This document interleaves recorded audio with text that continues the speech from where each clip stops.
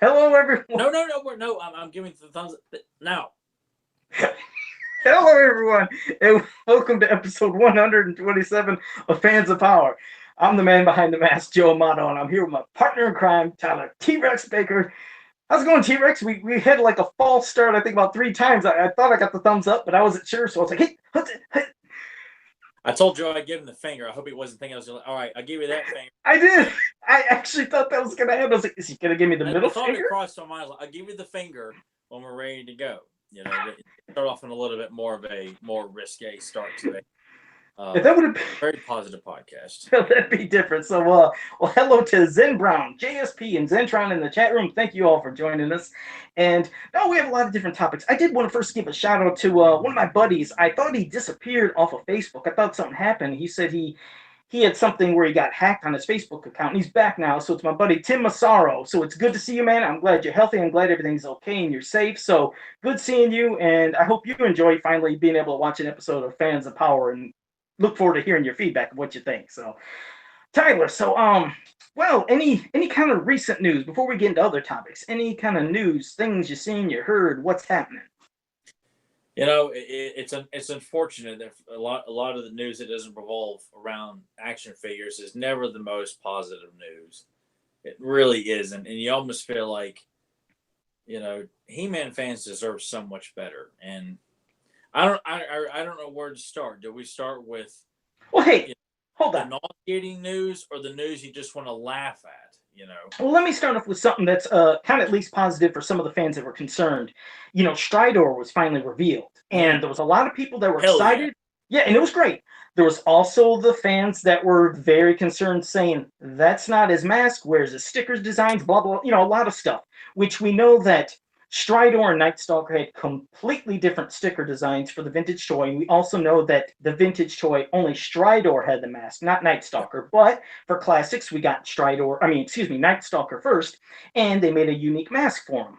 Well, the mask they showed is just a remold of Night Stalkers, and now it's orange, which looks nothing like the original Stridor one. But Brian Flynn did show up, and he said nobody ever said that's his only mask or the final mask. So that implies that we probably will get the actual Stridor mask, whether it's he gets two or he just gets that one. So that had fans, a little more relieved and excited, because we know there's no way they're going to go through a complete remolding of doing every sticker design, because that would change the entire body. That is not going to happen. So unfortunately, he won't get his most iconic thing is his side crest emblem. But hey, if we can at least get the mask and have him looking close, that's cool. So that was positive, because it had fans concerned, including me. I was concerned about that mask, but that was good to hear. I didn't know if you heard that he did say that they were going to try to get him. That honestly, I was just, when I would go back and look at the pictures, I was just looking at like, well, I won't display him without that mask, but without the mask, it looked more like the Filmation style, because the Filmation Strider doesn't wear any kind of mask on his head. It just looks like the toy. I'm like, you know what, that's 110% fine with me. But hearing that, I either way, I was so happy to have him. I was not going to throw down the gauntlet. That's not his mask. And by God, I'm not going to get it. Kill them all. No. Yeah. So it's like you said. There's two ways that now, as long as we do get that actual mask, you can either display him with his vintage style mask, or like you said, take it off and have it feel a little more Filmation if you want. Because that was the one thing that is kind of like, there's kind of a pluses and minuses about stickers sculpting instead of stickers. Because as you know, when we started getting classics vehicles and things, and the play set and the castle, they said they're going to do something better. They're going to give us all sculpted things instead of stickers, which was nice, adds a better detail, and you don't have to worry about stickers wearing off. But then when this kind of situation comes up, that's the only thing that comes up. It's like, dang, if it could have been stickers, we could have just got the stickers. But either way, it's cool. Hopefully we get the mask, and at least that was a good piece of positive news. Then it was amazing to finally hear it. And yeah. I think it goes for pre-order this week, like starting this week. Doesn't the pre-orders start up?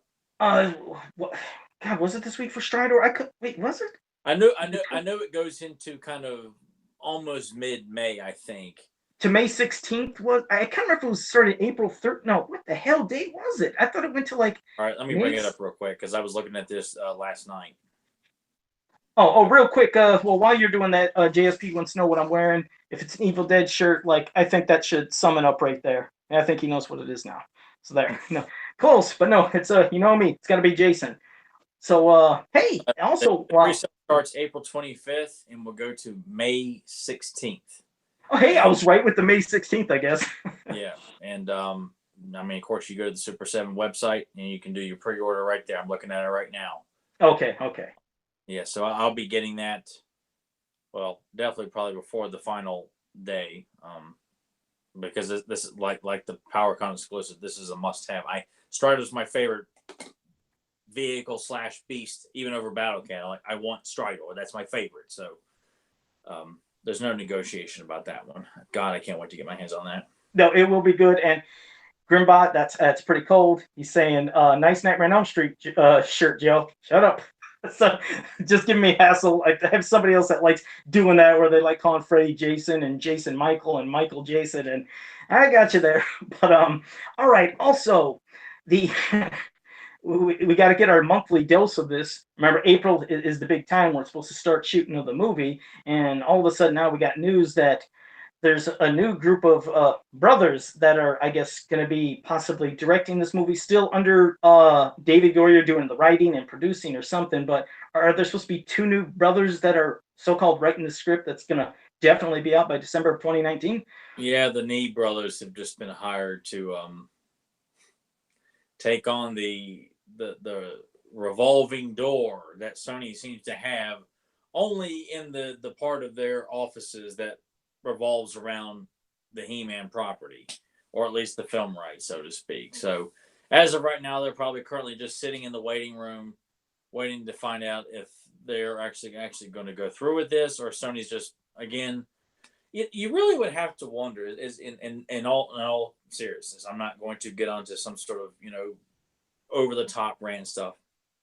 This really looks really bad wholeheartedly that they've got this property and keep releasing information and making these small announcements, because if I would like to think if they were really serious about this, or their reputation, like, we can't keep anybody on this project, then stop letting the news out that you've hired somebody else when you just drop. I mean, it just makes it look incompetent. I mean, they already are, but it just really makes you feel like, dude, by this point, any of those polypracticals that are still making a point to let Joe know, hey, Joe, I just got news. There's a new He-Man movie coming, and they just got the new directors. Also, you can't really think by this point this is going to happen. And if it did, they've got just over a year to get it cast, do pre-production, get concept sketches and drawings, and design the sets and things like that, and get it all done in a little over a year with post-production and everything. You guys, even if you really want Sony to make a He-Man movie, you can't possibly want them making one with this kind of beginning. I mean, hell, it's in pre-production hell. It's getting to where it's almost as bad as Freddy versus Jason. And it's longer than that. Yeah, it's actually longer than the Freddy versus Jason. Legendary, this purgatory of being stuck in pre-production. So I'd like to think by this point, fans that have, and of course, it's being reported on like various Facebook, and movie websites, and I don't even bother looking at what people are saying. If they're not taking a chance to slam the '87 movie in regards to this, and I can't get. Can I say something about that too? That's the thing that I wish, if anything, they could find, like, how could I say, not the things that could mislead people. Like, first, they'll show, sometimes it says the movie is finally happening, and they'll announce like the Nee brothers, and then they show an image of the '87 movie. I'm like, why are you showing a picture of that when that has nothing to do with this movie? These actors aren't going to be in it. That's an '87 movie. Why are you showing it? Then sometimes they will show something, it's just like when they were talking about the Shira cartoon. Everybody's posted the new Shira cartoon's coming, and they're showing Filmation Shira. I can't tell you how many people then posted and replied and messaged me, "Oh my God, Joe, did you see Shira's coming back? They're bringing the Filmation Shira back." I said, "No, they're not." They said, "Look it." I said, "No, that's just their way of advertising." I said, "They should just have a generic name template." I said, "But you're right. When they show that, it confuses some people, because then people can get on the bandwagon. Oh, they're talking about that stupid '87 movie," because I love to pick on it, as you know. It's like it just doesn't help. If it's not the people that are making comments, it's the idiot who's been in charge of here put up a post about no He-Man movie news. You can make a jab about the 87 movie because we all know nobody likes it because they're as far removed from anything in the He-Man, fan community, the culture amongst us fans. They don't know anything, and they continue to show just how naive and stupid they are. I think more people are finally, it looks like, like you said, the new people that are coming around that maybe are getting refamiliarized with Masters of the Universe and everything. I think even they are starting to catch on to like, hey, didn't they just announce a movie a year ago, 2 years ago? It's like more people are seeing what we've been seeing for the past 12, 13, 14 years. So it slowly starts seeping into more people. So we'll just see how that goes. But that was that recent thing. And but I will say, I've watched the trailer for the movie they're being advertised as being making called Band of Robbers, and it's a quirky dramedy. I'm like, how the hell do you pick the people who directed this? It looks like an indie flick, which it may have been. I don't know. But watching that trailer, there's nothing about this, and I know it's just a trailer, but the kind of movie they're putting out, there's nothing about this that says that these two brothers, this is who we need. I mean, to direct these cast. However, I know a lot of directors in Hollywood, a lot of great actors got their start doing things that they probably would never really be interested in doing. However, this doesn't really come off as a project that these guys were like, here, do you want your opportunity? Make this movie about quirky guys trying to rob a pawn shop. Right. We'll have to see what happens. First, also, let me say, Nathan Kennedy has joined us in the chat room. Thank you for joining us. And nasty Nate. Yeah, here's a good little other example. And Grimbot in the chat room brought this up, which I did see this on my wall a lot. He says, you think that's bad? He said, remember the news about Curse of the Three Tears that went around the world as if Filmation He-Man is getting continued? You remember that short little clip of Curse of the Three Tears? And I remember everybody was like, the cartoon's coming back. They said it's the first cartoon in years, and it's returned. And then some people were like, wait, that animation looks weird. That doesn't look good. Oh, man, it doesn't look like the old cartoon. This is going to suck. And everybody said, no, this is not a new cartoon series. This is one short little animation, mini cartoon they did to promote these figures they were releasing. But you're right. Sometimes things can happen that can mislead people. But, well, we have, like I said, a few topics we're going to be discussing of maybe who could take over factions if the leaders would, let's say, you left out one other current event. Oh, did I? What? Oh, my brain is gone. It's going 100 miles an hour. Did I forget something? Yeah. We're getting another crossover. Oh, yes, they announced that DC announced, I think starting in July, that Masters of the Universe and Injustice, like the Injustice characters in the world and Masters of the Universe is doing a crossover. It's going to be a 6-part miniseries. The saving grace of it, thank goodness, Freddie Williams Jr., he's going to return, or Freddie Williams, he's returning. He's going to do the art because I loved his art. As for the story, just going to have to be another wait and see. I hope it's a good one. I definitely hope it's better than the He-Man Thundercats crossover, but they did announce it, and I'm giddy about at least Freddie Williams, being the artist, because I know his art is fantastic, and that is the one thing, if anything, I am excited about for that. I'm nervous about the story, though. So I don't know. I guess we'll have to wait and just see what the story is going to hold for us. I'm more concerned that it's going to be DC putting over their cast of characters as if like we Superman and Batman and all that. We can't have them looking weak, So we got this other property, and we're going to do what we did the first go around, which was an ungodly hell. I can't even remember what the hell the story was. The artwork was ugly. The story was silly.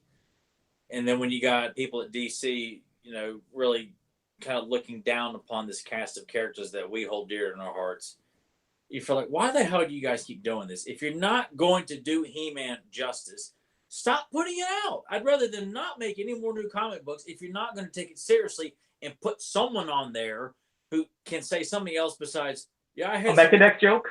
I used to watch the cartoon as a kid. I'm the number one guy for the job. Oh, yeah, I'll make sure that Superman overpowers He-Man in every chance. I'll make sure all the He-Man characters look weaker in comparison to all the DC characters. I'll make sure of all that. Don't worry, guys.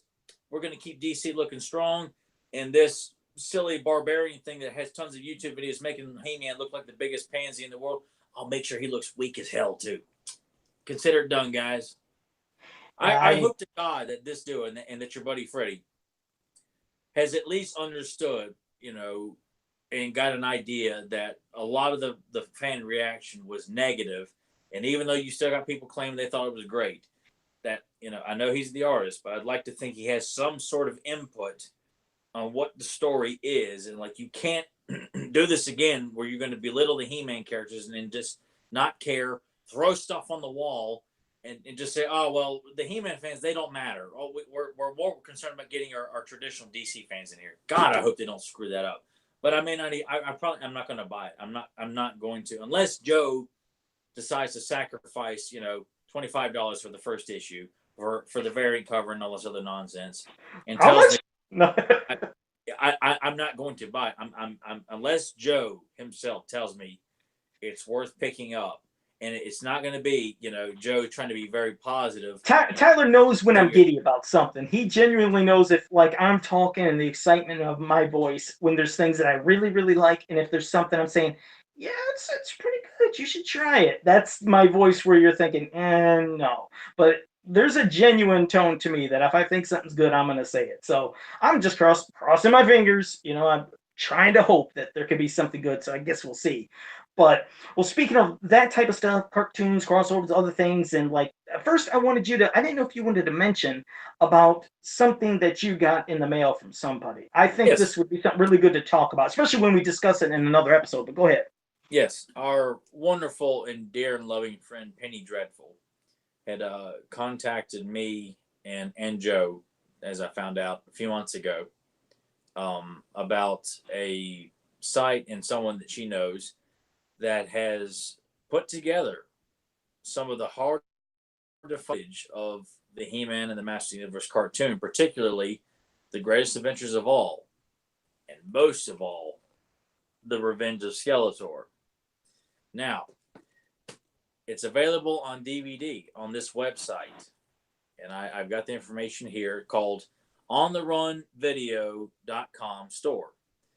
And it's the Lost He-Man and Shira collection. Now, Penny just sent me and Joe the disc that has The Revenge of Skeletor, The Greatest Adventures of All, and I think 5 of the Orko bumpers from the show. However, it's a 2-disc set, and with The Revenge of Skeletor footage and the greatest. And now when I say footage, I mean it's everything that's on this VHS tape is on this DVD set, along with The Greatest Adventures of All the footage of the Sorceress Diamond Ray disappearance, complete with the missing scene. You will have all of that with the Orko bumpers.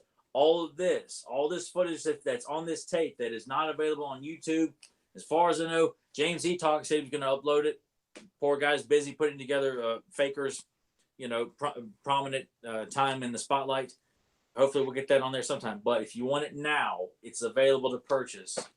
And also you'll get 21 commercials, 5 TV promos, 2 news segments with Shira, all 7 of the Golden Book storybook adventures, and 6 commercials, toy test shots, 2 TV promos, 3 storybook adventures, the Christmas special bumpers, 5 more toy commercials, an alternate pilot, because this is also stuff that includes He-Man, Shira, and the New Adventures of He-Man. I didn't make that specific there.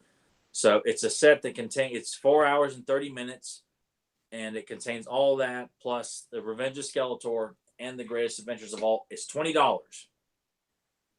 And if you need to know more about it, it's on ontherunvideo.com store. The Lost He-Man and Shira collection. Penny, I can't thank you enough. Watching, and we will probably touch on this. Larry Houston's supposed to be on with us next week. So the week after that is when Joe and I will finally review the Revenge of Skeletor footage. So I want to let everyone know, if you've been curious about seeing this cover on eBay, on Google searches, or popping up on social media, you can actually see this footage for the first time. Not on VHS, I mean on DVD. And we can try to, if you want, later when we maybe edit the description, maybe we'll try to see about seeing if Dirk can put the link to that website in particular, maybe down in the section here for our channel, for the video or something. Maybe. Absolutely. Yeah, on the runvideo.com store. And Penny, I thanked her before. It was an absolute treat. So I want her to see this when she views this. She'll be back on the show with us too. She's already said she'll come back to join us, but I want to thank her personally for doing that. It arrived on my birthday. It was a wonderful treat.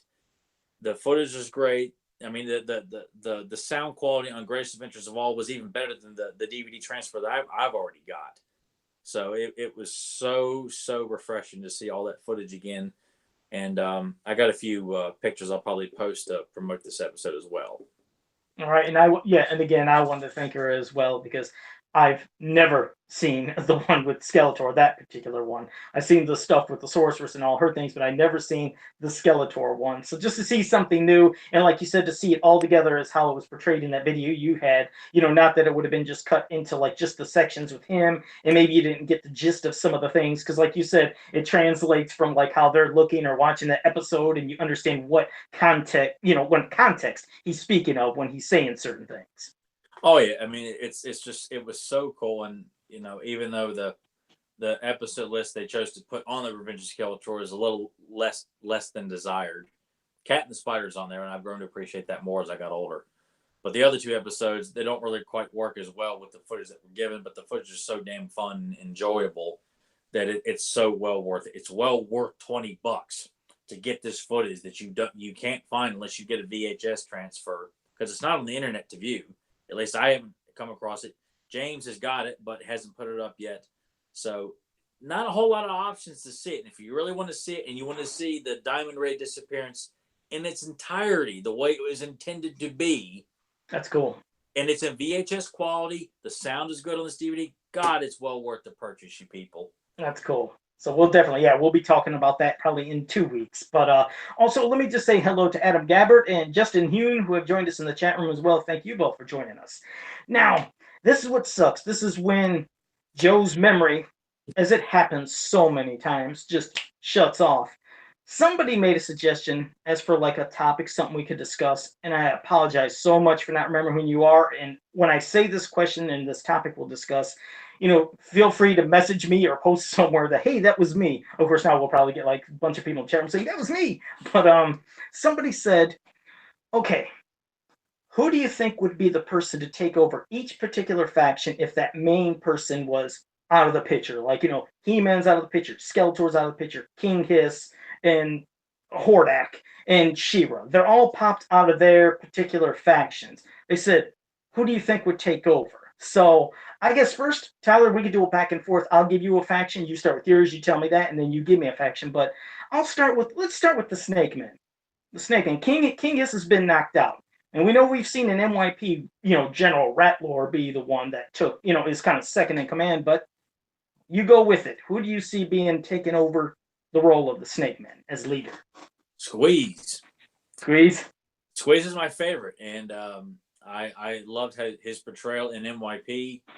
And I don't necessarily go by, what we were given. We were given more of the Snake Man, at least visually, in NYP, but in Rattler would make more sense because of that. However, because I love Squeeze so much, I like how he was portrayed in NYP as a very dominant and very intelligent character, with an insane grip of evil. I mean, you got a guy who's an anaconda. Yeah. And they changed it up with those hands. Predators. They are the top of the food chain. So Squeeze is going to be running the Snake Man, in my opinion. In my mythology, Squeeze would be the one to step up. And if anybody wants to challenge him, he's just going to suffocate him to death and then eat him. Yeah, and then he not only with that head, but you figured even his arms with how they were in NYP, like extra snakes. So that's like there's a lot to fill the strength of him. No, I like that choice. JSP said no Cobra Khan, but so I guess that might have been JSP. Warrior. I'm sorry, Cobra Khan is an evil warrior. I do not remember the Snake Man. No matter what he says, he's always going to be an evil warrior in my heart. All right. Me, there's a character that I go by my favorite, and I loved your choice. And my favorite was always Snakeface. And the reason I always seen him so powerful is, okay, he was so powerful that you've seen in NYP. I mean, bam, he's turning everybody into stone. It's like, okay, what else can you do besides, the old, Clash of the Titans thing, the reflection to make him turn himself into stone. But I would see him as being more of the one telling everybody what to do, because it's like he would almost be the last resort, that if he has to get out and do something, yes, he's going to take care of business, probably turn everybody into stone, but also have this in the back of his mind, fear of what if something could happen and he would see his own face. It's like he's almost in fear of something happening to reverse to turn him into stone. But I see him being more in command and having everybody do his bidding. But if he had to get out and do his business, he would do it, and he would be, taking care of business. But yeah, for me, it was I always loved Snakeface, and I love Squeeze. Don't get me wrong, Squeeze, you're right, he's so freaking awesome. But I didn't want to go the route of General Rattler and have Tongue Lasher.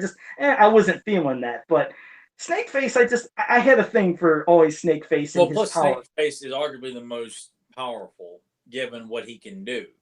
I mean, if King Hiss gets the evil eyes from Snakeface, not Snake Eyes, from Snakeface, King Hiss is turned to stone too. Yeah, yeah, good point.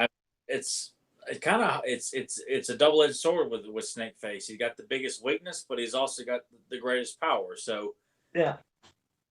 But I think power-wise, yeah, I wouldn't argue that at all if Snakeface was to sit on the throne of the Snake Men because of that.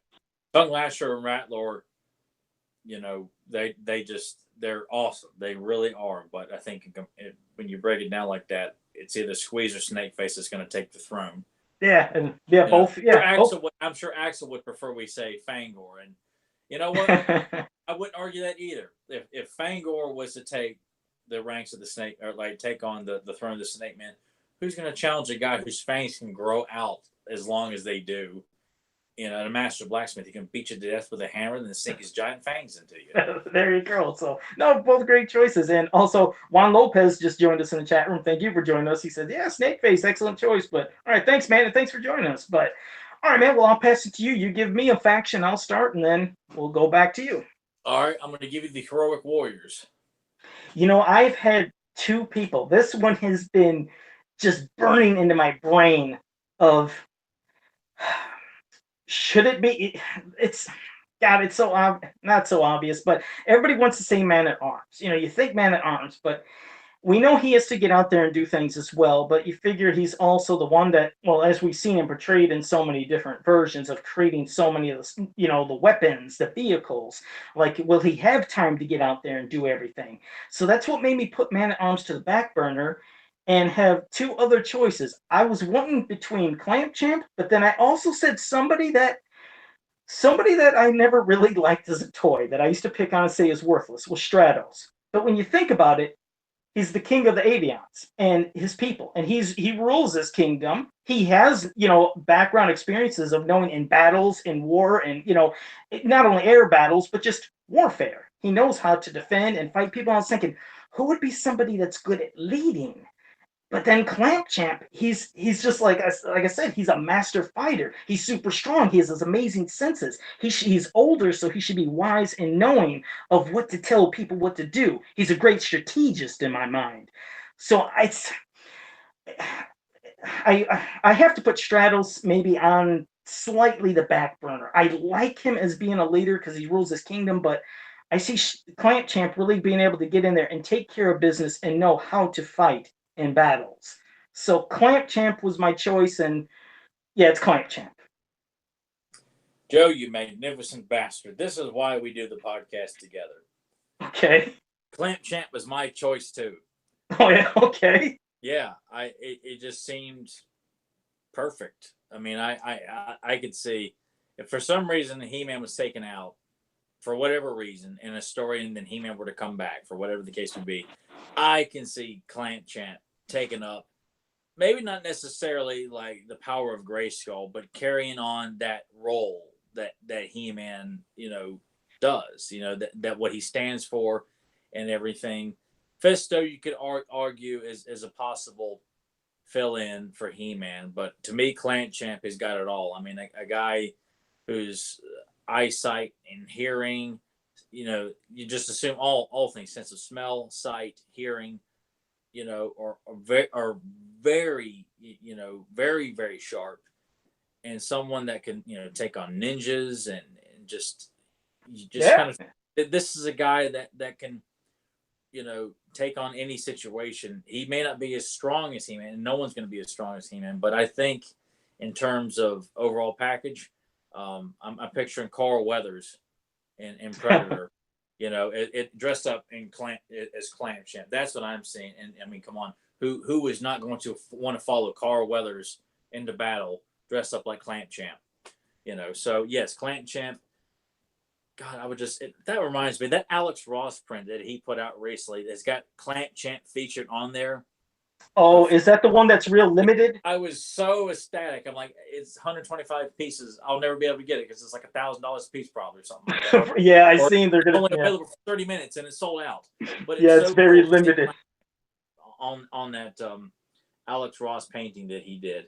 But yeah, no, Clamp would be my choice to lead the heroic warriors in the battle against all the other factions. All right, no, awesome choice. No, like I said, it's like he's almost a perfect choice. And Eric Amen, thank you for joining us. And like JSP and Zentron, we'll be covering something which you just said about a character, about somebody taking over in a second. But he said, Man at Arms and Clamp Champ are good choices. He says, but a moment like this could also be a coming of truth for Tila. I mean, true. That could be another person, as long as we're not looking in, like you said, sometimes you want to think, oh, she's a hothead. She always picks on Adam or does this. But no, she's a captain of the Royal Guard. You think she should be prepared for that type of stuff. Maybe within a little more age. I mean, maybe that's why I envisioned, like I said, I picture Clamp Champ. I picture that he's been through many battles. He has experience in hand-to-hand combat and war and knowing strategy. So it's just sometimes, I think age and a lot of experience, it seems like, definitely helps. And plus with all his senses and everything. But no, you make a good point, JSP. Definitely. I could agree and I could see what you're talking about. So, okay, well, let's see. Now I'm going to pass you the Horde. The evil Horde. Hordak's knocked out. Modular. Modular, really? Yeah, the master scientist, and since the Horde that most people are aware of is very science oriented, that they rely on technology. Well, Modular is the Horde scientist. He is the one that's helping create a lot of new technology and things like that. I just see him as carrying on the mantle of what Hordak is always pushing more for. Yes, he uses magic. And Modular uses dashes of that too, especially if you see him in Filmation when he's rotating his arms. When he captures Roboto, Modular does dabble in a little bit of that. It's not as prominent as Hordak. But overall, I feel like he's probably the closest one to what Hordak does and what Hordak is very knee deep in, which is technology. Modular really dabbles in that the most of the rest out of the rest of the Hordsmen. So I can see him sitting on the throne, creating, more and more, Horde science warriors and things like that. He just strikes me as the type that I can't see Grizzlor or Leech or Montana, the original, I like that choice of Module. No, I like that not choice Shadow of Weaver, or certainly not Catra, and not Scorpia. Maybe Dynamog, just because Dynamog's a badass. But honestly, I could see Modular programming Dynamog in a way that he would be very obedient to him, since Dynamog is a robot, essentially, with his own mind. But I could see Modular getting a hold of it. But yeah, Modular would be my choice to lead the Horde. Okay, I like it. I like that choice. I definitely like it, especially with what I wear. I want to say one thing quick to Zentron. In the chat room, he said, he did a quote. He said, I fisted hard, He-Man, but I couldn't fist them at all. Then somebody else said, Zentron Joe doesn't like that joke. And he said he doesn't like it either. He says, but why did they have to write it that way? He's referring to this panel, and it's a good little side rant. We're known for this, and that's why I'm glad you brought this up. I tried to show people, Zentron, that was not the real quote from Clash of Arms. As much as me and Tyler have read that. That were some jerk off decided. Yes. Go ahead. They put that word, he really said, I fought hard, He-Man, but I couldn't fight them all. That's what he was saying. He didn't say he fisted them. But because of people that do that stupid stuff and post it around, and it gets spread like a virus through the He-Man community, some people were saying, I can't believe they used that kind of language back in the old mini-comics. Oh, that's terrible. It's like, that was never said. That's an edit from a fan. So, Zentron, if you didn't know that, now you know. That was not the real quote in the Clash of Arms. See, I hate when it ruins good stuff and good stories. And that's one of the best stories is Clash of Arms. And it got tainted. Some jerk off thinks it's cute to throw in that Fisto puts fists in asses because of the name. You're no different than those morons over at Comic Book Resources who did it. And see, remember when stuff pops up, everybody just tackle the guy on social media. Right. I'm sick and tired of Fisto and the rest of the characters being given these unnecessary homoerotic undertones or suggestions and stuff like that, because And remember when we complained about those before? When I said I hate that because of the comic book website, that comic book thing and the other stuff and some of the documentaries. I was like, when they make a mockery of it, then everybody feeds off of it. And everybody said, Joe, calm down now. That's just a joke. But then it continues. And also, Eric Amen. Well, I think I just said Eric Amen. Thank you for joining us. If not, thank you. But yes, that's the stupid thing that's going around. So yes, if you guys ever see I fisted them hard, but I couldn't fist them all, He-Man, that is not what was actually said in Clash of Arms. You could see it online. You can buy the comic. That's not it. But okay. Well, as for me, who was taking over the Horde? Immediately at first, yes, I had Shadow Weaver in my mind, but I was thinking about it. I was like, you know what? Shadow Weaver, while she is super powerful, well, I could see her probably even taking out Hordak at times because she didn't get the whole power of that crystal that gave her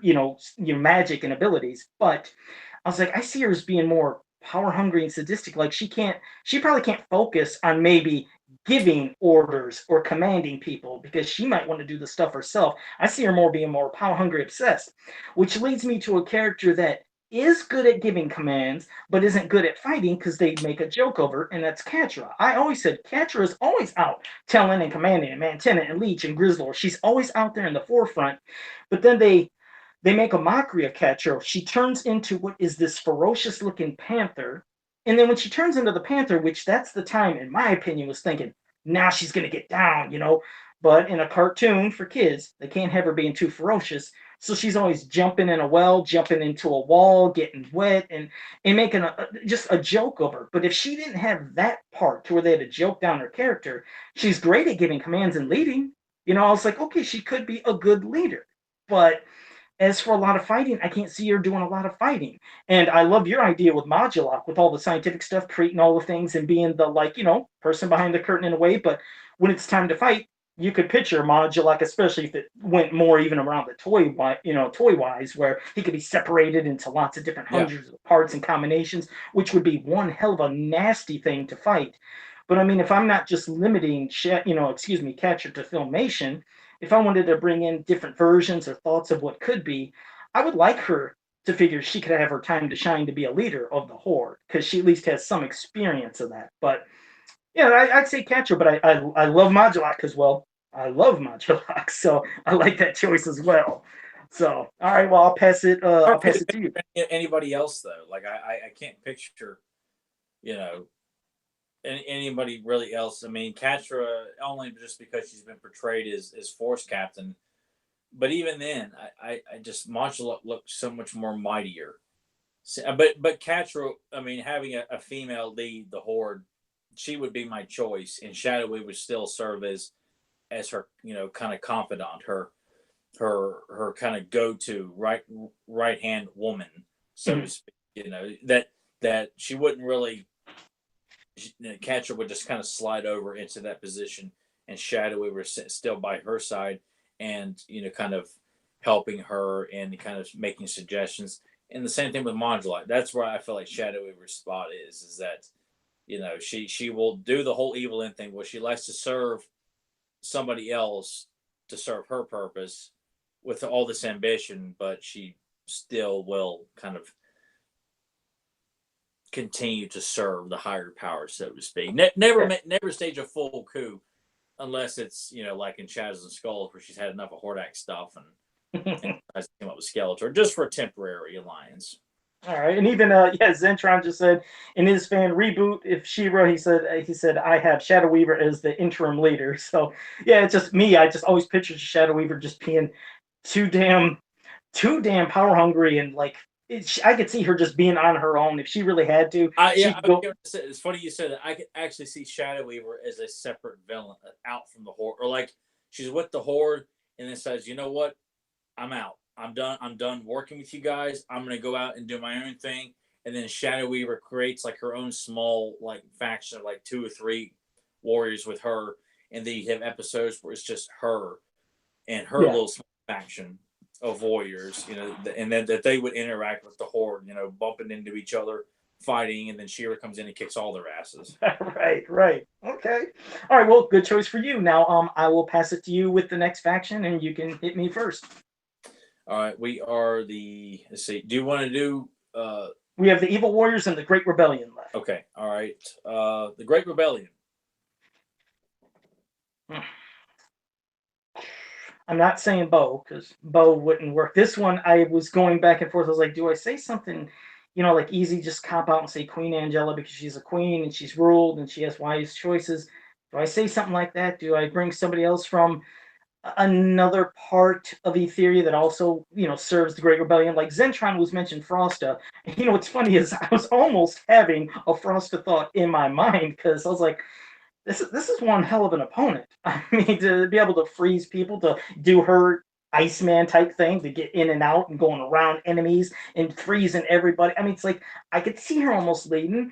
And of course Queen Angela is easy to say, but it's like just because she's a queen and she's ruled, does that mean she's great at giving all the advice in the world and getting into battles? Not to say, oh, she got captured by Hunger the Harpy, so she's working. In that sense, you almost kind of feel like, well, she's going to have her priorities as queen.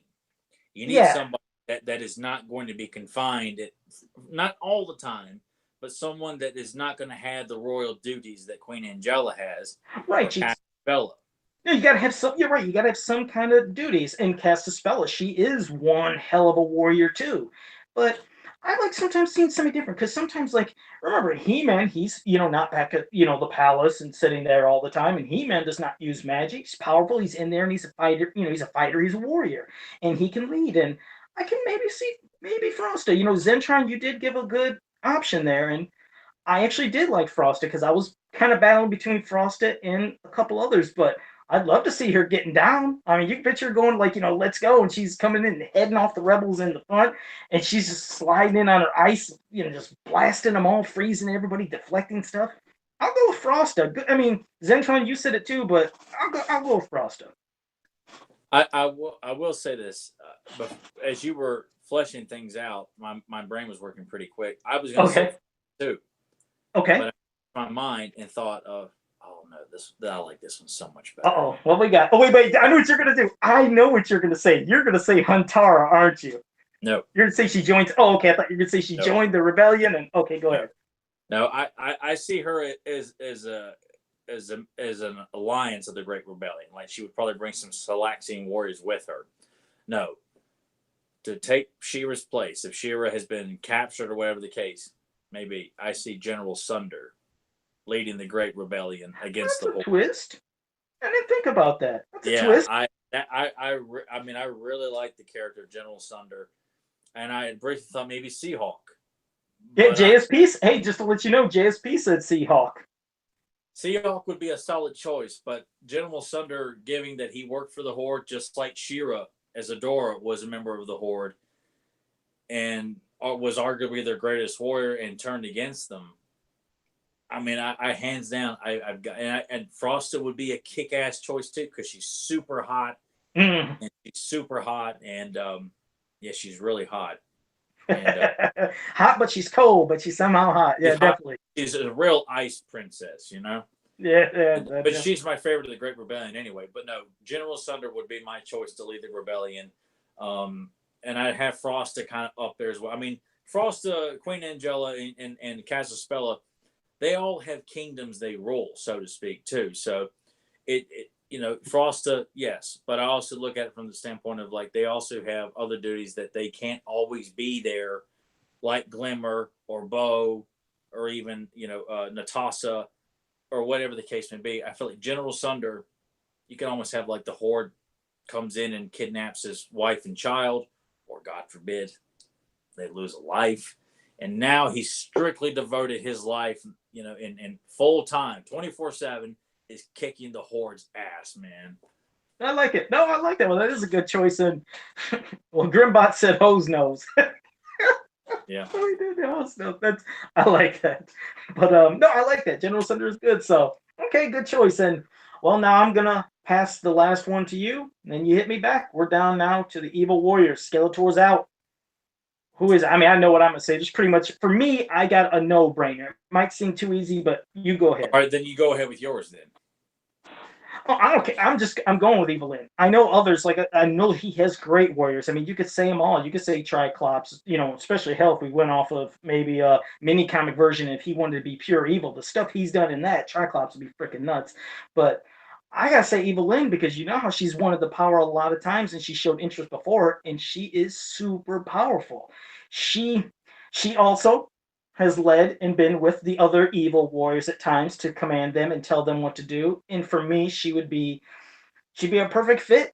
I think Evelyn just yeah, I'm just gonna say Evelyn. There's not even much I really have to go into detail. I just have seen what she's done before, and I know she's commanded the evil warriors, and she's very powerful with magic. And at times, like I said, it seemed like she could even wanted to overtake Skeletor. She's wanted to. If she could have, we don't know. But I'm gonna go. I'll say Evelyn. I'll say Evelyn. Um, for me, it's almost like people could argue my choice or the ones that would follow up due to some of their other incarnations. Like you feel like if I pick this character, but he wasn't portrayed very well there, or he wasn't really shown as yes, but also in this particular canon, he was shown to be very dominant, or in this one, he was shown to be a bit more smarter than and I. But for me, I go with Clawful. Oh my God, you just made Chris Simpson the happiest sucker in the world. Believe me, everybody just lets you know. Tyler does not see these comments. He never reads them. He can't see them when he's doing this. Anything that's going on in there. Chris Simpson was just saying Clawful. He says, if you don't say Clawful, he says, I'm out. Well, I think you just made his day, so go right ahead. Clawful because of his portrayal in Clash of Arms and how cunning he was in Driel's Return. And I like his portrayal in Things That Go Bump in the Night, where he's one of the more reputable and intelligent of Skeletor's warriors, and very strong. A guy can pick HeMan up right there on the spot and lift him up into the air. And Clash of Arms speaks for itself. I see him as sitting on the bone throne, and Jitsu would have been a close follow up along with TriKlops. But Clawful takes the cake, man. Clawful is rolling Snake Mountain, especially when shown correctly, like you said. I mean, well, not correctly, but in a respectable way. Because you're right, in the Filmation cartoon, and especially in Clash of Arms, that's the way the character should be portrayed. Because I was so sad when MYP came out. I loved the big hulking look of Clawful, but they dumped him up. Yeah, and they dumped him up. My brother started laughing. I'm like, yeah, I hated that because when you see him, it's like, oh my God. And then he talked. I was like, oh, good God. It's like, why? Why did you dunk him up? And that disappointed me. My brother laughed because he knew I was going to be mad at how he was talking. Like he looked at me laughing. Is it like, oh, jeez, man? He knew your reaction. Oh yeah. He knew I was upset before I didn't even say anything. He starts laughing.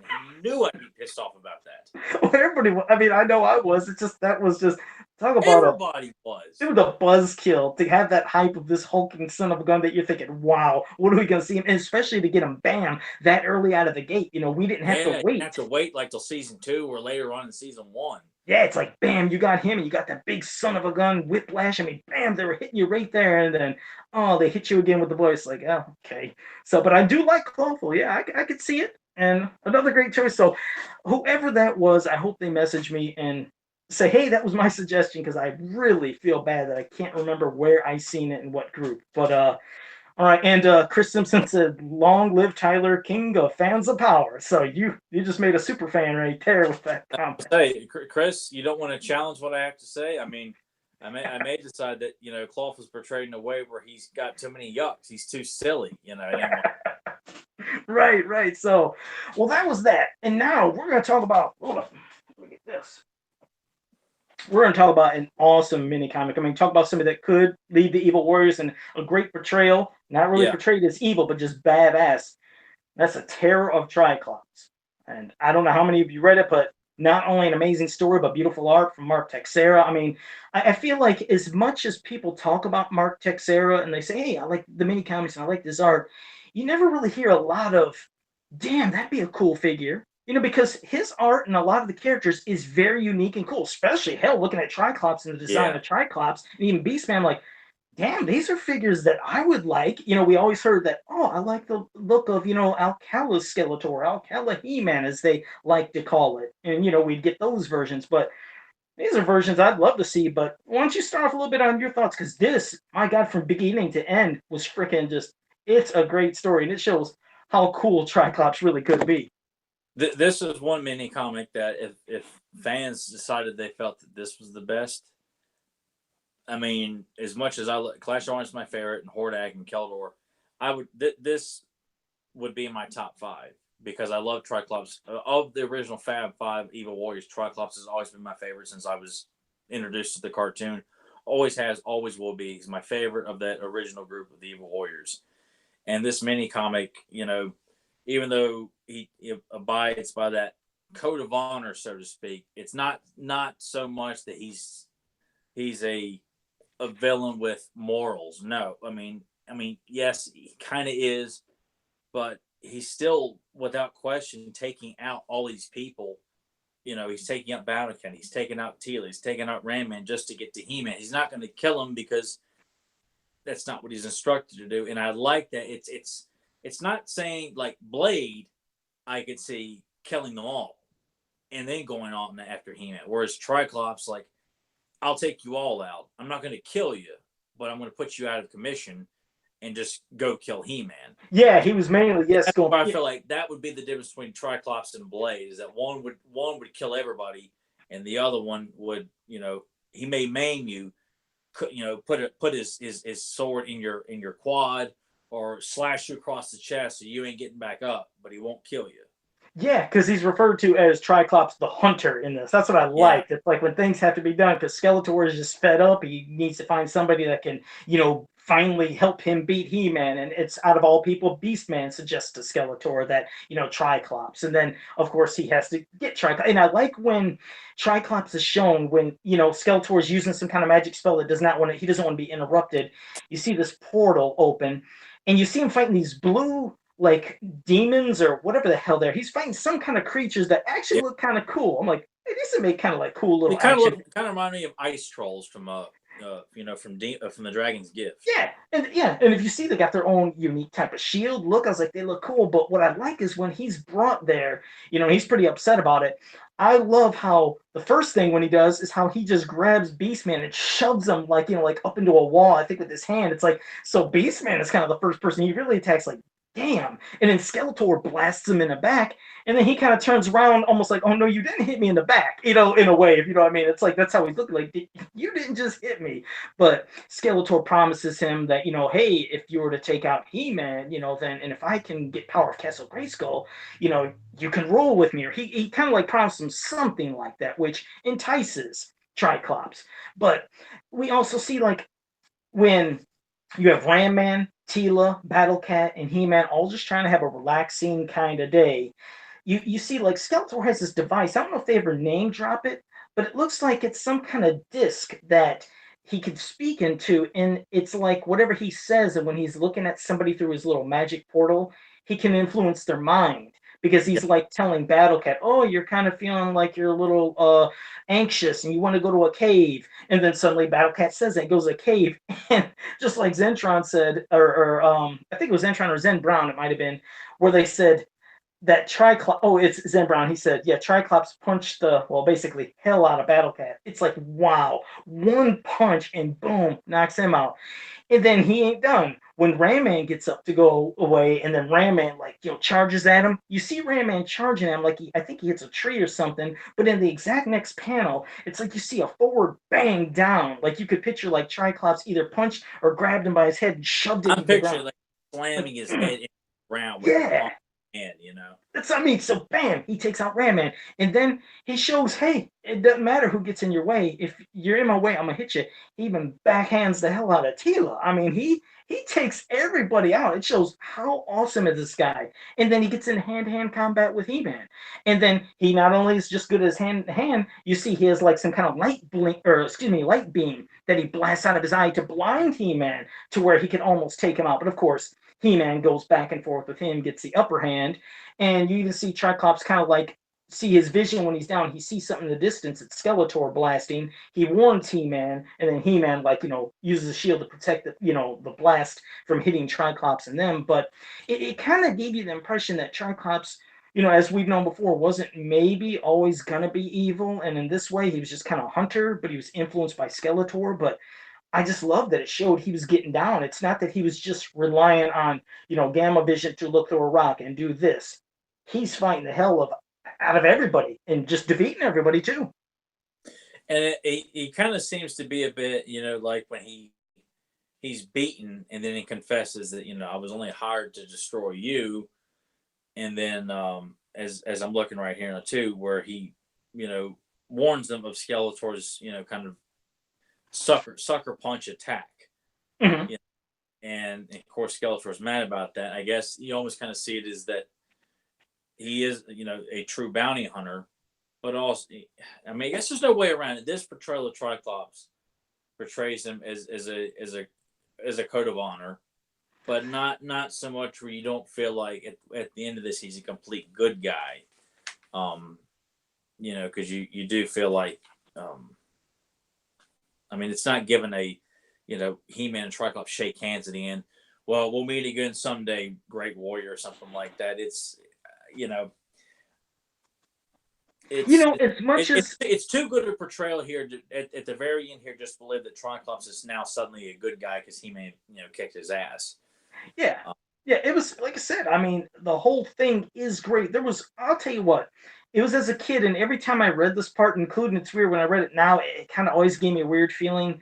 When I was a kid, I felt uncomfortable reading only one line because I almost felt like it was an insult, but not, but I didn't know how to take it and I didn't know why they wrote it. Now, here, like I said, I'm not saying there's anything wrong with what was being said in this part, but for me, it felt weird as a kid and it still does. It's the part where Ram Man gets up to walk away and Tila said, he's so innocent.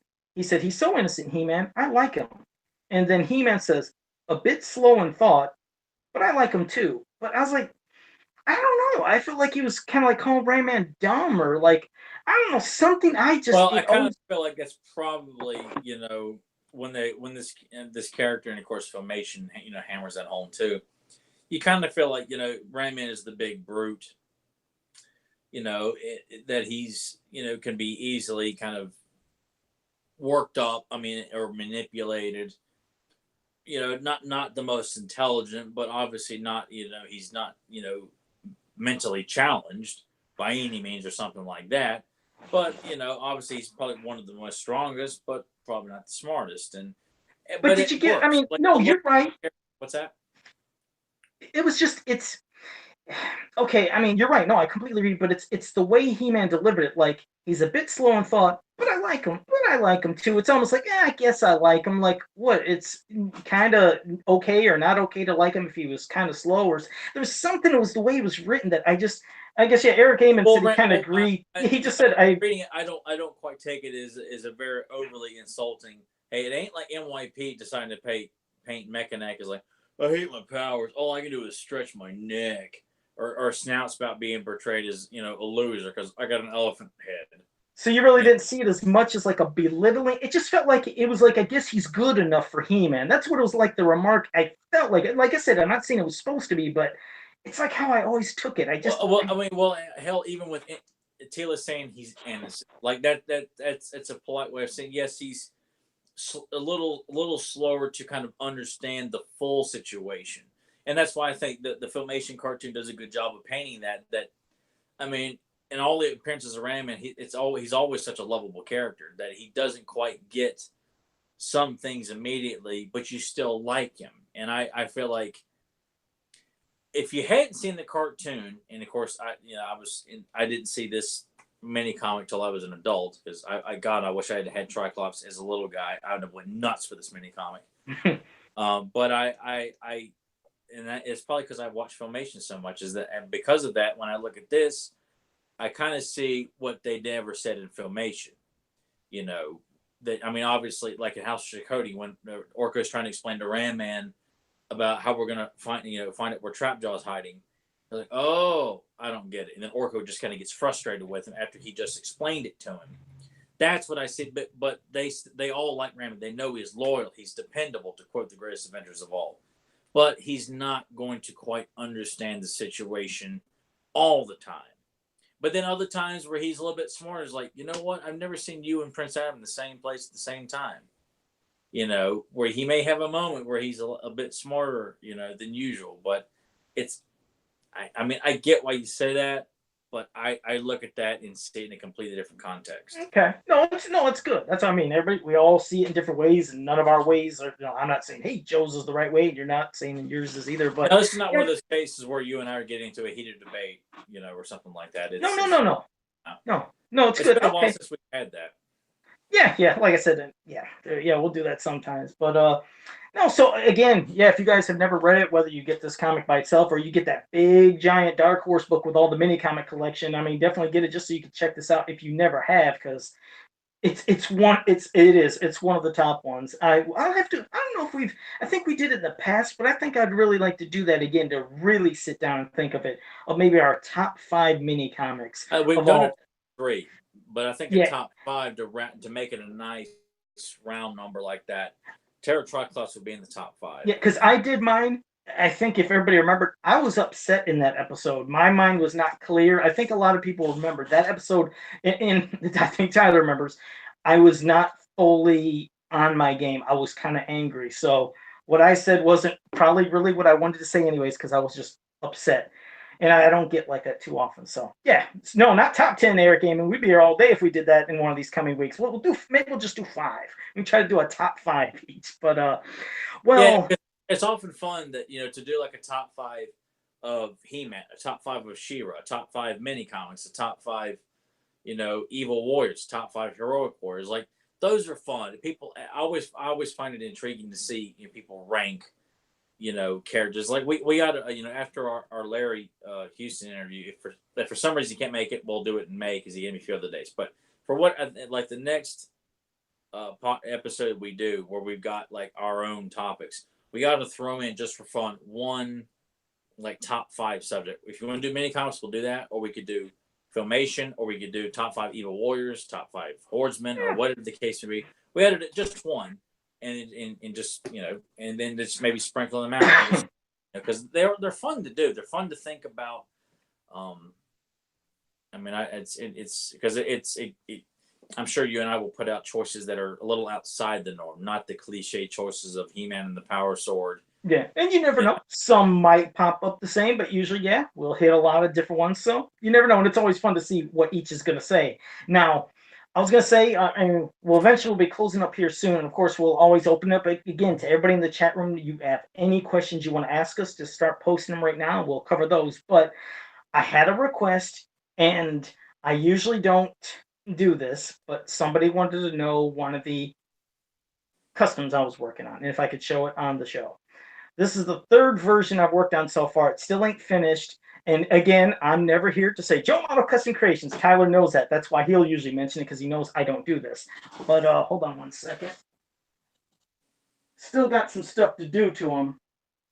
But here is, hold on a second. It's a classic Spawn that I'm making for somebody.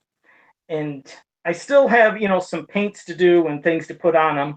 Sculpting the head was kind of a tricky one because I sculpted that head from scratch. Is that even showing up or no, Tyler? I just want to make sure. Yeah, no, I see it.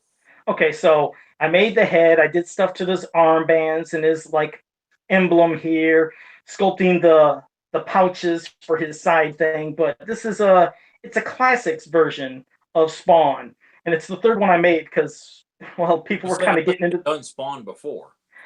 Yeah, I've done a Scare Glow Spawn. And after I did that, somebody's like, "Oh man, can you make Spawn for me?" So after doing the 1 Spawn, I did another, and then this is the 3rd one. I still got tweaks, and like I said, little tweaks that I'll do to his head also. But yes, this is something that I'm currently working on. It was just a request to show, so I figured I'd show that out of things I'm working on. Looks and great. I appreciate that. Quite happy with it. No, thank you. I appreciate it. Like I said, there's a lot of new things sculpted. There's some reuse of parts, but a lot of new stuff. Just held this, making the spikes on like this boot and adding the stuff to this one. That's kind of when it gets tedious. But yeah, so that's one thing currently I'm working on that I figured I'd share with everybody. And one last thing, there's those. This is just a quick one. This isn't even Joe doing a custom, but somebody wanted me to make custom card backs for, you remember the vintage eraser figures they had back in the 80s? Yes. Of He-Man? Okay, well, a lot of them in the States were carded. Some of them even out of the country were carded, but certain ones weren't, like Prince Adam and I think Trapjaw Manny Faces. So somebody said, could you start making card backs for me? And this is like a quick prototype one, but he wanted Prince Adam put onto a card back. So Cool. yeah, I had to find a special kind of bubble. That's the hardest thing. I go to stores like a lunatic. I'm finding like something that holds a glue bottle or something stupid. And I'm like, could that fit a figure? So I'm buying stuff that I don't even use on some things just to get a bubble. But so I noticed that also those old vintage card backs for the racers looked like they sometimes had real colorful scenes and things that reminded me of Filmation. So I would get some art that was copying Filmation and redraw it and kind of superimpose it. But yeah, so that's just that little bubble and card back and a little nonsense. But let me see if I can look to the comments now, just see if people were asking questions while I was doing my cheap whoring promotion of myself. Like I said, that's something you're not going to be seeing Joe do all the time. That was just a little request. Okay. Zentron said, which Shira cartoon character that gets an episode devoted to them? Wait, is this a riddle? Hold on, let me read this. It just says, which Shira cartoon character that gets an episode devoted to them but never appear again do you think could have become a regular member of the Great Rebellion cast? Oh, okay. That was a question. I'm sorry. I just read it. I was trying to read it for the first time, so the way I delivered that line, I apologize. But, well, there's many. I mean, hell, earlier we did mention, of course, about Huntaro would have been an amazing addition. Maybe if the Red Knight could have been a permanent addition, because he was kind of a mystery. They kind of led on to trying to say who he could be, but I don't know. I mean, Huntaro would be amazing if she decided to stay, but I don't know. The Red Knight could have been appealing. I mean, hell, he pissed Bo off because he was beating Bo at everything, made Bo feel like he was less than something because, wow, look at the amazing stuff this guy could do. So you figured that'd be a hell of a warrior to join the Great Rebellion. So, yeah, maybe I'll say the Red Knight. What about you, Tyler?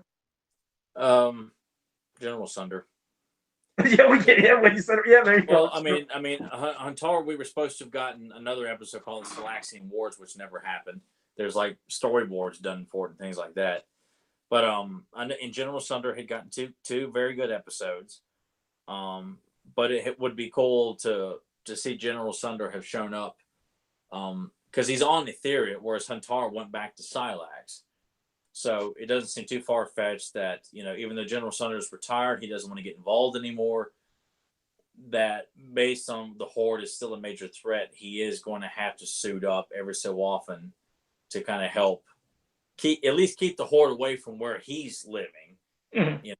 If that means he's got to, travel a good miles away to ensure they don't come any closer to where he's living, he'd suit up every so often to make sure that he keeps the Horde spread from getting any bigger. So I would probably go with, as much as I love Huntara, she's my favorite female character of the Shira series.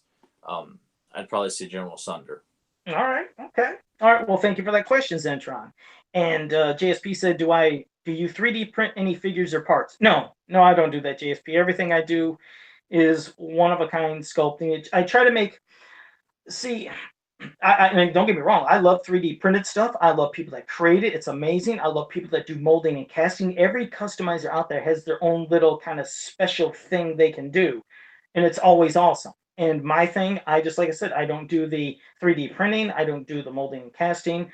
I will just do the sculpting, even if it means I got to sculpt that head over and over and over, or any certain parts over and over. I like trying to give the customers their own unique, one-of-a-kind thing. So not everybody would have the same piece from Joe Amato. You have something a little special and just slightly different for each one. But no, thanks for asking. But yeah, I don't do the 3D printing, even though I love and respect what 3D printing people do when they do that 3D printing.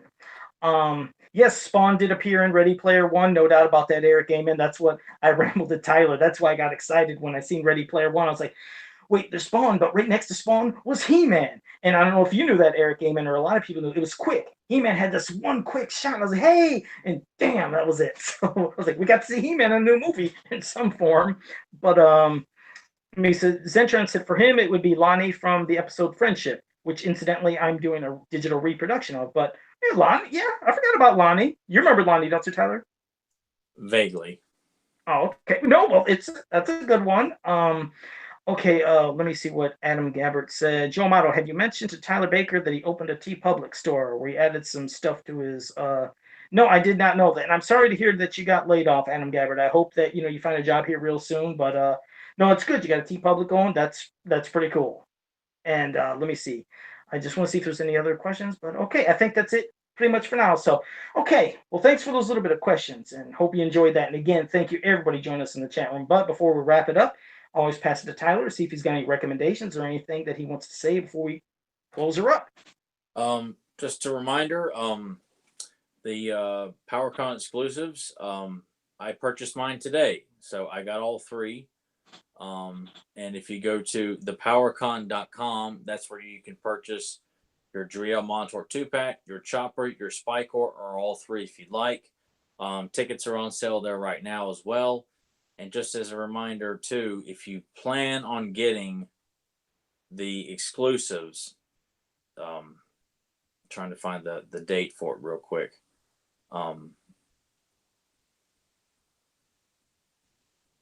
Because that was like the middle of May, wasn't it? Maybe. Yeah. Well, it's and I said this last week, but just so everyone, it's about mid. I think it's May 12th. It's a Sunday, I think, and I may have misquoted that. I apologize if I did. But as a reminder too, once the date's over, they will not be taking any more pre-orders. It's strictly that's the cutoff date, and there won't be. We'll give you another week. If they do, I'll be completely surprised. But that's what I've been told by the powers that be. That's the last day. So if you want to get one or all three, you got until then to get yours. And I went and bought mine today. All right. Yeah, and tickets are on sale too. If you're still going to go to PowerCon, you can get your tickets right now for that as well. I always recommend to check out Axel's artwork, Kevin Sharp's artwork. Both these guys are available on Facebook. Do beautiful, wonderful work on He-Man. Yes. And Thundercats. Joe Amato's Customs. You can check out if you like what me and Joe do on here. We do Beyond Retro. And we just started a new podcast called Capes and Commentaries, where we do commentaries for superhero cartoons, which for the last 2 weeks we've done Batman the Animated Series, and we're going to do Spider-Man and His Amazing Friends next week. We'll be doing X-Men, Justice League, Spider-Man cartoons, more Batman, just all kinds of stuff. If you like hearing us on a regular basis and you're like, just do one episode a week, I'd like to hear more, we do 2 more shows. So that's all accessible on YouTube, on Podbean, on our Facebook pages. You can find more of us if you like what we have to say. We've got a lot more to say. Definitely. No, definitely. So yeah, and I look forward to next week's episode of that too. But well, I was gonna say real quick, Zentron, you'd be surprised. I think I know your movie quote. I'm gonna pass it to Tyler, but I know this movie quote. His movie quote is, "I just went in with a plain old can of acid." I know what that is. I do know what that is, and that's not a lie. No, I don't know that one. Zentron, tell me if I'm right when I say Superman 3, when Superman took that into the supercomputer and he sat that down and it was a plain old can of acid. Then when it heated up, it destroyed the entire supercomputer. So tell me, I'm waiting. Zentron has not replied yet because we have a 30-second delay, but I'm almost certain that's the part, Tyler. Maybe? Okay. I will sit there and say Superman 3, to this day, I've never seen all the way through. Okay. I'm waiting to see if he will pop up. I'm almost certain that's the quote because I remember that part because I remember the computer's scanning. Yep, he said yep. So good. See, Zentron, I'm not as stupid as I look. It's amazing. There's many quotes I throw out to Joe, but Joe will get a quote from Superman 3. The reason it was so... It was always so... he'll miss a quote from Friday the 13th part.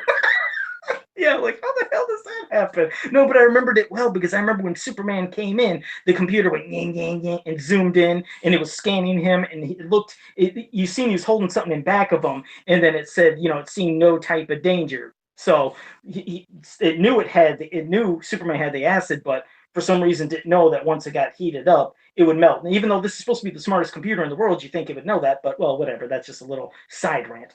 But real quick, also Zen Brown says, "Hey, what do you guys think of the new Mythic Legion, HeMan and Skeletor?" Well, I think that they showed who was it? They showed it looks like a Battle Cat man and an evil Lynn.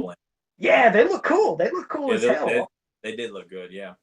Yeah, I mean, believe me, if I had the kind of, trust me, all this stuff that's being shown, if I had the money, I'd be getting them all, but those do look good. Just like the last exclusives, I think were one that looked like He-Man and Skeletor from last one, right? The last exclusives from last year? Yes. Okay. All right. Well, okay, guys. Well, that's pretty much it. And again, thank you all for joining us in the chat room. We, of course, look forward to having you here next week and always appreciate you having you here. So let me say what I always say. Go to fansofpower.com. Go to popculturenetwork.com. Go to HeManWorld.com. And on Facebook, go to Masters of the Universe HeMan and Shira Ultimate Fan Group. All great places, all great people. So until next time, have a powerful day. Good night, sweet prince. Parting is inevitable. See, now isn't this terrible? Zentron, I can get yours. And then Tyler will say one that I obviously should know easy. Good night, Let's see if he knows that one. If you don't know it, he better know it. Oh man, I'm drawing a blank, so I'm just gonna wait here. Let's see. I'll wait and see. Anybody know that? I'll wait. It's a 30-second delay. I'm sure somebody should get it. When you say good night, I have no clue what that is. I do not know. And oh wait, Zen Brown says too easy, so maybe he'll jump in with it. Adam Gabbard said RoboCop. No. No, well, you're wrong, Adam. Okay, gotta say, I want to see. Like I said, we'll have it on until we go off. I don't care. This is how we're gonna end it. I'm gonna see if somebody can get this in the chat room. But if it took too long, then no. Come on, Zen Brown, just give the answer. If you did know, you got to do this because I can get a damn Superman 3 quote, and I can't get this, which I bet you Tyler's gonna say. Joe, you've watched this movie 1,000 times. Zen Brown says Batman. No. No. Shit. Okay. Well, that ain't it, Zen Brown. Well, I think you're going to let us off the hook because it doesn't look like anybody's got that. And it's been probably a minute. I'm wearing it. Was that Superman? What the hell is that? That Superman? What the hell are you wearing? What does it look like? I don't know. It looks like a Nuclear Man logo. I don't know. Oh, is that Superman 4? Superman 4. Who the hell said it? Lex Luthor says to Superman before Nuclear Man and Superman start fighting. No shit. Isn't that weird? So I get a Superman 3 quote, but I don't get a Superman. Well, that's why I'm ashamed of both of you. That, I know Joe doesn't like Superman 4. I love Superman 4. Yeah. I expected him, if he's going to quote Superman 3, he better get Superman 4. Yeah, that's a shame. But yeah, for me, I couldn't quote nothing from Superman 4. I watched that movie. I remember watching it the one time. I was like, oh, it's terrible. And then I tried to rewatch it as an adult. Every time I see him, like, this is just painful. Of Superman 4, I wear my Nuclear Man shirt proudly. I love that movie. Yes, it does have its faults all over the place, but I love that film. And not I love it because it's bad. No, I still enjoy. Mariel Hemingway is hot as hell. Nuclear Man is cool. It was your first Superman villain. You said that was the first Superman you've seen, though, correct? Wasn't that your first? Yes, because I know you said you kind of even thought, Superman 2 was okay, and I'm like, oh man, I love Superman 2. That was the best of all. When I saw Superman 2 as a kid, I'm like, man, the Kryptonians don't look like supervillains. And I'm thinking about Nuclear Man from the visual with the black and gold and the cape. I'm like, he looks like a supervillain. These guys look like they're getting ready to dance on stage. Oh, I love it. Now as an adult, of course, but as a kid, they just don't look imposing to me. Nuclear Man was such a badass, and still, hell, that's your thing. That's your thing, man. Like I said, I should. Maybe one day we'll give it another try. But okay, guys, that was our long. I still on Beyond Retro at some point. I want to have a fun discussion with you. Not something where I expect you to go and rewatch the movie, but just have a fun discussion about Superman 4. Because God, I love that movie, man. It's still fun to watch. Mariel Hemingway is so hot in that movie, and Christopher Reeve is so badass as Superman in general too. So there you go. So all right, man, that was our longest exit closing ever. So thanks for hanging in there. See you next week. All right.